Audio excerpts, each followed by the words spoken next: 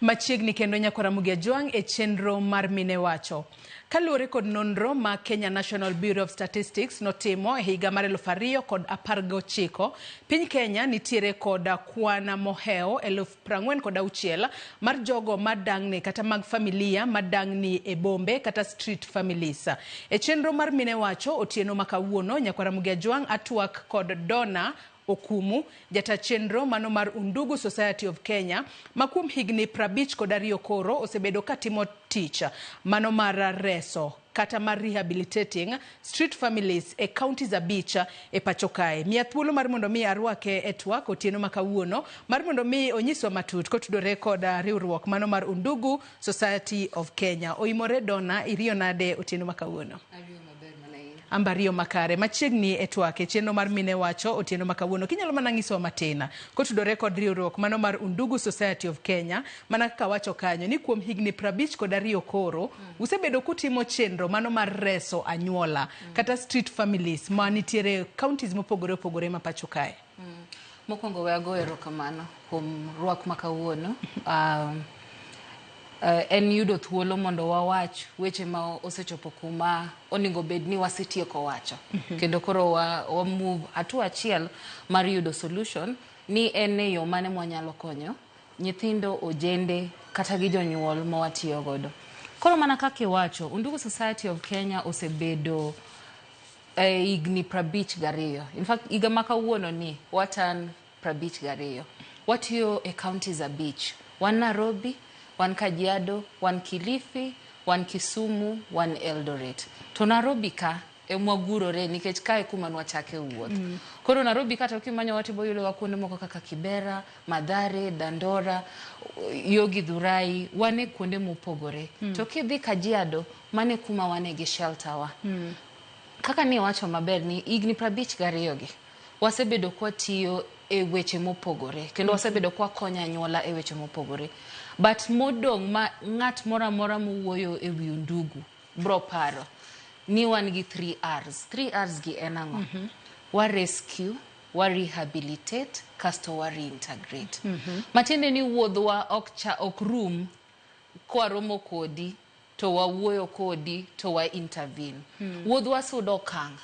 Mwa chope kama wa wuotho kodi mwa konyi.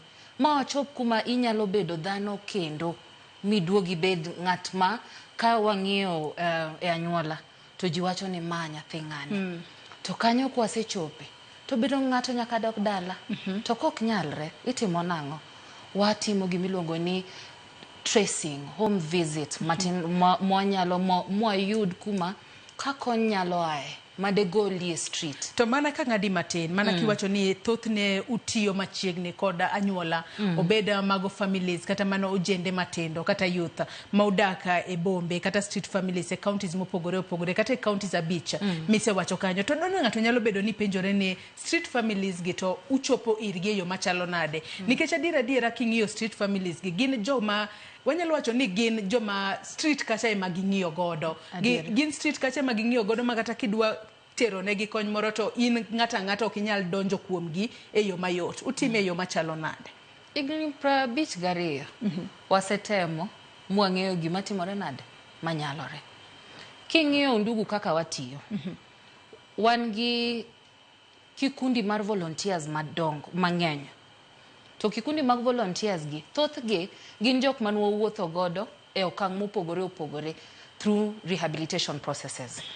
To kochopo kuma wachope kodgi, mwaneno ni adieri jogi kuma wachung'e ni sani gin jok manyalo timo tich, to gin jok madwa chung' kigin, gin jok mabe dwaro konyo owetegi ma pod ni ang'owa, pod ni e street, watiyo kodgi. To king'iyo volunteership mantie organization wa, wan gi category of volunteers mang'eny. Wan gi jok moluongo ni community youth facilitators.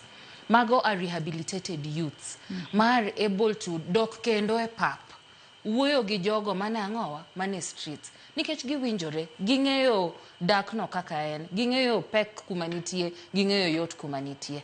To kata kwawe mano, wan gi team maduong' mar social workers, wan gi project officers, wan gi jok moluongo ni paralegals, community paralegals. In fact, buore ka ng'iyo paralegals ma wan godo, wan gi 54 mopogore e mieche motimore nade mopogore opogore. Koro king'iyo frontline to wan gi volunteers ma jogi nyalo negotiate godo, nyalo wuoyo godo. And wuoyo gi nyithindwa mane street gi chakore mana gi trust. Sami biro na an kaka an nyathi mane street, lengo ni en ang'o? Idwa konya koso imbe in gi lengo ni midwaro timori nade? Midwa konyori godo. To kase chopo kuma okang' mwachope kod nyithindo gi maging'eyo ni an kadhi e pap kachacha onge exploitative nature man godo motimore nade madhi godo. En kony kendo wuotho madwaro timore nade madwa wuotho gi nikech yudo ni nitiere jomoko sani koro nitiere jomoko ma wanyalo wacho ni gin joma nigi uledhi moro gidhi e street kacha seche moko gigo kodu picha kaeto gidhi manyo godo konya to kony ma kamano ok chopnu ene ma koro konyore godo. Unu time yo machalo nade mar mondo mu ne ukonyo jogi yo makare nikech ng'ato nyalo bedo ka penjore ni u rehabilitate gi yo machalo nade matiende ni ugologi kacha udhi pango negi ot umiyo gi chiemo buneni koro gidago ngima makare kositime yo machalo nade Donnah? Ka ng'iyo chien kendo ang'iyo ngima nyithindo gi mowuotho godo gi. Solution magidwaro ok en solution man garaka. Mani ayudi e street ami siling 200 idhi dak kamoro ichako ngima makiny ng'amo ng'eyo. Wan gi programs ma build capacities gi mondo gichung' kendgi giwuon kata ka undugu onge e community magintie. Wan gi trainings mag business skills trainings, wan gi skills training, soft skills.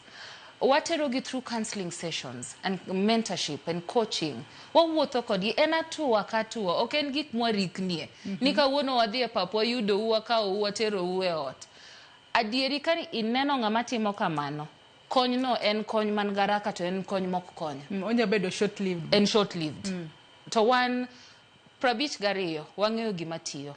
To kendo wasewuotho wuodhni gi nyithindo gi kata gi jonyuol gi.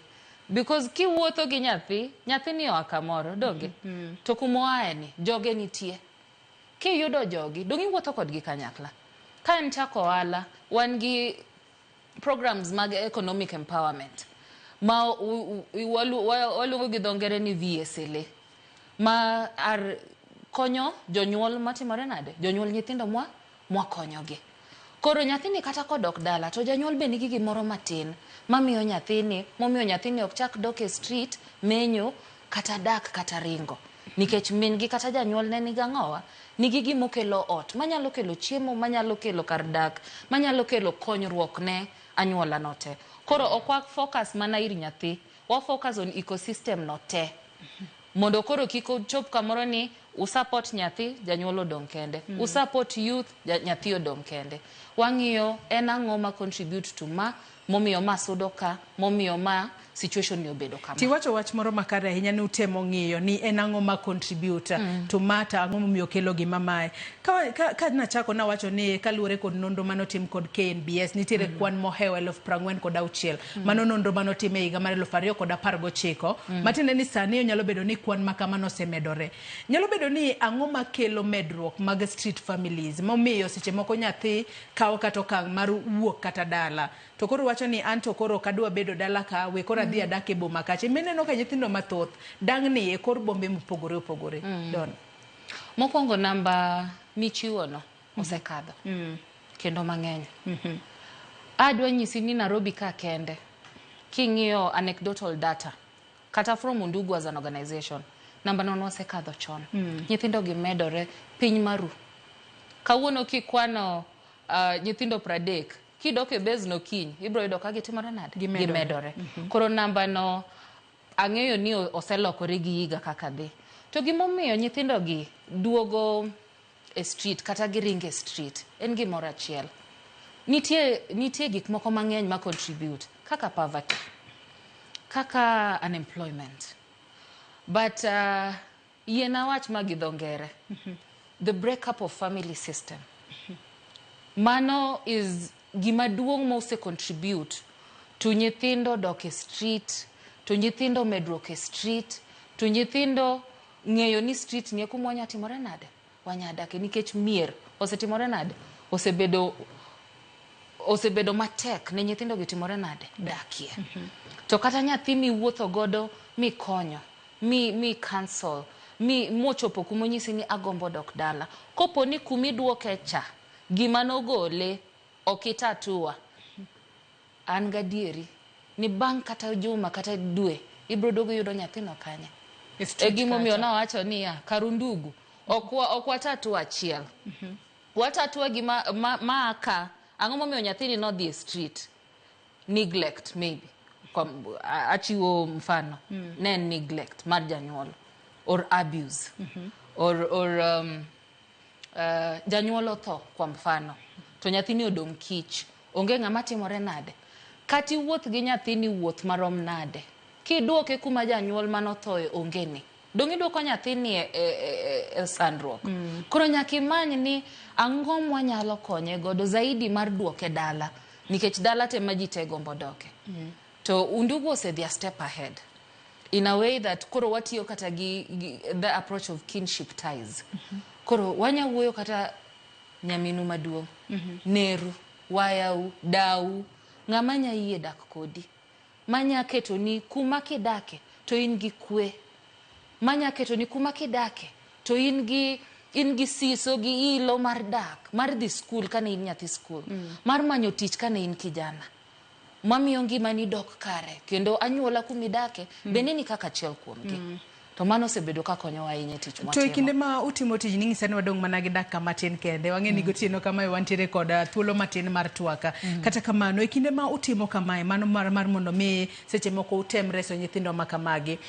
Wanyalo wacho ni gin achiedh nade kaka mage kata challenges kaka mage ma uthoro romo godo. To bende chopo kang' ma seche moko kuse reso nyathi nikech iwacho ni en rescue, rehabilitate kaito reintegrate. Kuse duoke familia to kendo chako liwore ochako duogo. Mano timo nang'o? Shida maduong' mwabedo godo en acceptability. Mawawach gi dho Kisungu. Community acceptability of reformed children and youths. Kani neno ka nyathini en nyathi majendeke e wang'i. Wuoth ma nyathini osewuotho mondo yud kony. Okuneno. Oduogo e gweng'. Kuma wacho ni maja kuo. Maja njore. Koduogo kata lokruok nitie. Pod okorwake.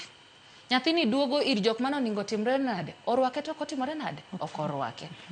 Koro sani nitie gik moamedo kaka wanundugu. Awareness creation. Mondo ji ong'e ni ng'ato nyabedo ni ngima no dhire kamoro. But ngima modhire no okonyiso ni kumochope no kumo gike. Dong ng'ato nyalo kore mago abautan maduo kuma ler nitie. To nyithindo go wuotho kendo gichopo okang' magiwach ni mae gima dwa timo. Adwa konyo wetena. Community kuma wachope ni sani and the society ma wantie. Oningo bedni we are welcoming reformed youths. Kagi kwayo tich, wamigi tich. Because ka ng'ato osebedo skilled trained. Ong'e tueng'o cherean. Ong'eyo go wuoche rangi. Ong'e tedo en chef. Kobiro kwa tich. Mago gik ma utimo ndungu sama koro kawo gi golo gi e boma kacha. Skills training, yes. Odhi en makanika. Grogon ka opuonjore dweche adek ama auchiel. Oduogo to kendo en ng'ama ong'e tich. Ten determined. Ang'o ma mono wandiko gi tich. Wang'iyo gi ni kuma giaye. Kuma ne giaye no emomiyo pod waneno gi e lens mane gin go choncha. Waneno janjore, waneno nyathi mane e gweng' ji oluoro. To sani en ng'ama dwa chung' kegen. Kwayona kaka jatich matiyo ndugu. Ni waduto te wang'iuru nyithindo gi wang' mag jonyuol. Kiny en Mother's Day. Iwacho ni miyo ohero duto te. Ohero mare, mok mare, ma jagweng', ma jiol godo. Akwayo anyuola duto te. Ni wang'iuru nyithindo gi wang' mokwe. Wang'ige gi wang' mar gihera. Warwak gi.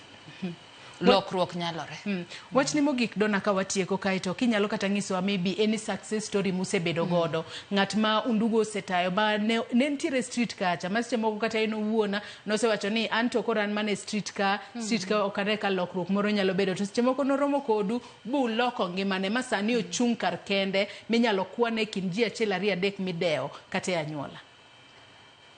Ging'eny. King'iyo jopuonje mapuonjo nyithindo kuonde mopogore. Negi ya undugu, negi chako undugu. Ne wawuotho kodgi.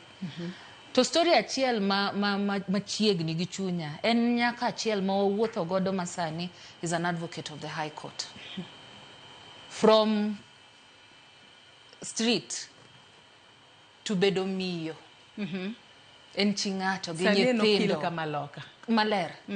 Masani ka keso maka ang'e kuma timora nade aringe mano nyathiwa mano morna to ken mana mano kende wan gi matie NGOs okanya luongo nying organizations but several mang'eny kuomgi seche moko kidhi e bura to ng'ato nyisi ni ikiaya iwendo an 1999 class mar 1999 to sani kora tiyo ka to ndiko ji wasewuotho wuoth mabor to pok watieko tich koka wachako utimo tich makare ahinya thuolo marwe morumo tieno makawuono Donna iwacho diche makare maber ni kinya en Mother's Day mi thuolo mar seche moko kwayo hawe maber mar Mother's Day ne ng'ata midwaro kachiel kod wachni mogik ka watieko gombo wuoyo gi mine duto te bedo miyo konyiso ni Nyasaye nogwedhi gi nyuolo nyathi bedo miyo en Nyasaye oketi e piny ni mondi bed taya mondi bed ler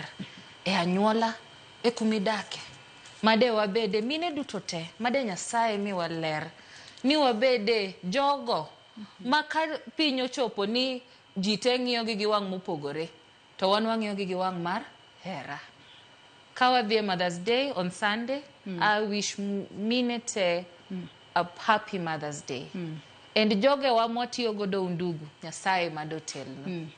Thank you. Erokamano ahinya Donnah Okumu kuom kawo thuolo mar otieno makawuono mar mondo mi bi wabed kod twak maket kod manyakwara Ramogi Jwang imbe nagoni erokamano ahinya kuom chiko iti network e chenro mar mine wacho otieno makawuono mana kiwinjo kaka Donnah wacho ber ka wang'iyo nyithindo ma osebede bombe kacha ka gisebedo rehabilitated e makare to nego be ni wang'iyo gi kod wang' mamuola matiende ni giseyie ni gidwa lokore kendo koro nego warwakgi e anyuola e yo makare. Nyakwara Ramogi Jwang akaw yo madundo gi sani kaduogo kod weche manyien mamoko kik idhi mabor.